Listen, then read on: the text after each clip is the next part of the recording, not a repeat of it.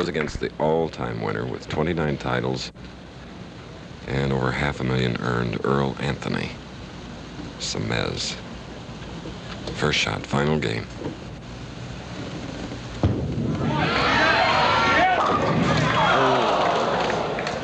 An 8-pin on the left lane. Solid 8-2, Chris. That's a bad break. So for Semiz, a spare. And now for today, but many times over the past few years, you have seen this smooth stroking left-hander, Earl Anthony.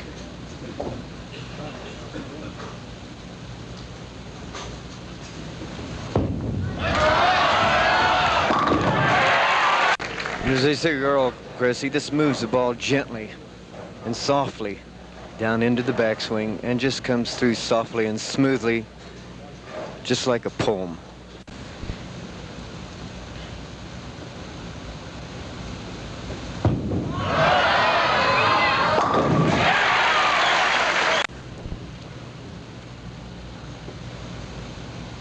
Double up, shooting in the third.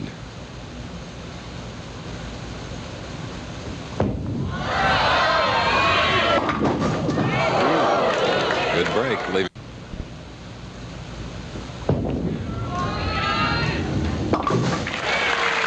Makes it easy. And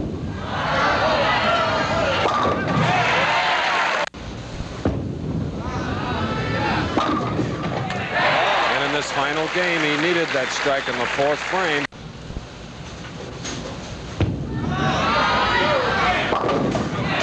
Big double for the 43-year-old from River Edge, New Jersey. Tacoma. Strike up, shooting in the fifth. And here comes the 17-mile-an-hour kid, as we call him. He just doesn't vary in speeds, Chris. He adjusts with angles more than anything else. The most fantastic any of us have seen. Anything that a bowler can do is just adjust with angles and keep the same speed. It's amazing. Amazing.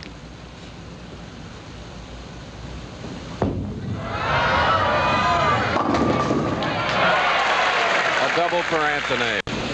It's a maze of equipment, isn't it? Yes, it is. And they sit right on those machines and they can catch a mistake before it happens, actually.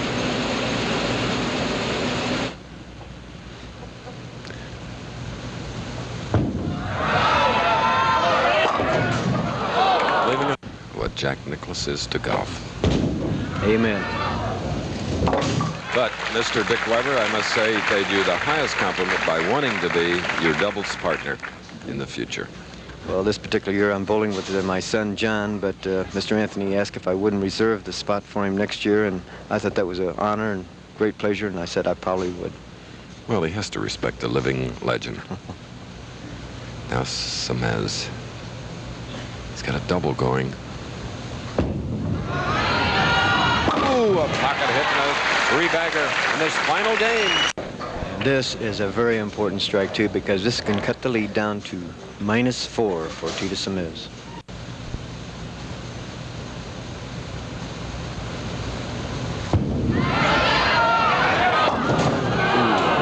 There it is again. Oh, under pressure. As we see the ball going to the left of the headpin, which it's supposed to do, and then the headpin going over to get the 10-pin. Serbo-Croatian.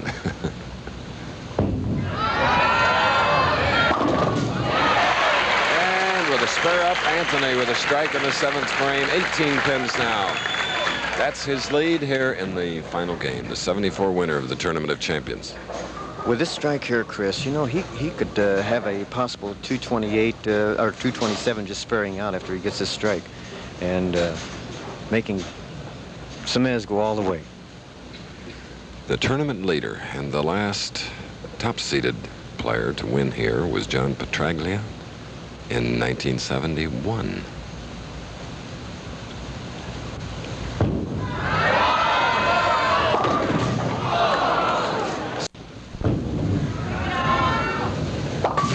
And now we get into the nitty-gritty, Dick Weber, of this final game. They're bowling for $47,000.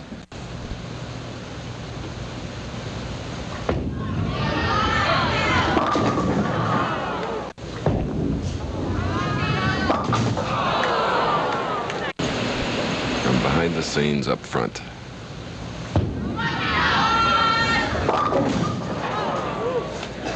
The title twice. And Earl knows he's in a pretty comfortable position as Teata Semiz makes a spare.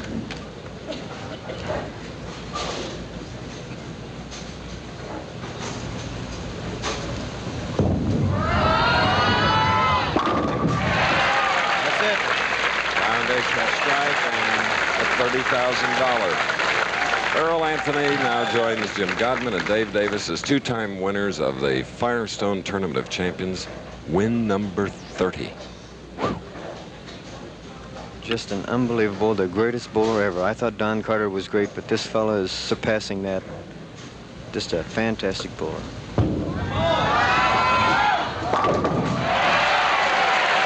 And the nice part is about Earl Anthony is that he thinks Dick Weber and Don Carter were the greatest bowlers that ever lived.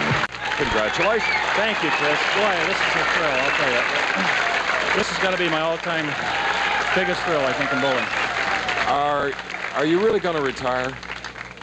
Dick and I are going to bowl the doubles in Seattle next year, so I'm looking forward to that. Earl, how do you make it look so smooth and easy? You know, Jack Nicklaus does it in golf. How do you do it in bowling? Well, I don't know how Jack feels, but I felt like I needed to go to the bathroom most of the time I was out there.